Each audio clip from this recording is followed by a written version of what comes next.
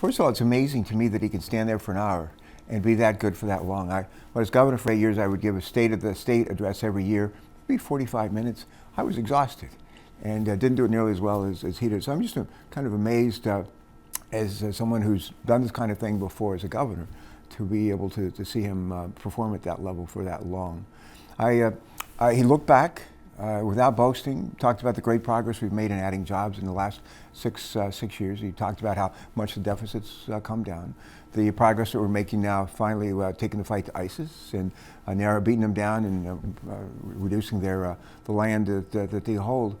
He also acknowledged that even though he's grown the economy a lot, there's still too many people that are hurting, too many people who are looking for jobs, and you've got like several million people over here on the one hand who would love to have a job, but they don't have the skills to fill the millions of jobs that are over here that are going begging.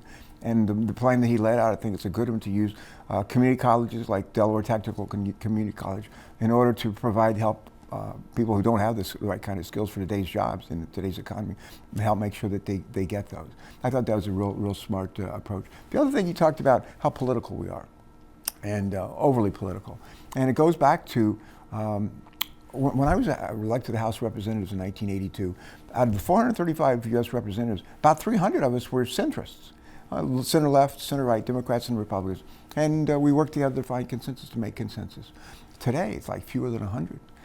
And we have a system where we carve up these congressional districts, and so that only a very conservative Republican on the one hand could win them, or a very liberal Democrat on the other hand could win them. And then you end up with the very liberal Democrats, very conservative Republicans in the House of Representatives, and it's hard for them to work together. And then a bunch of them end up in the U.S. Senate and sort of contaminate the system there.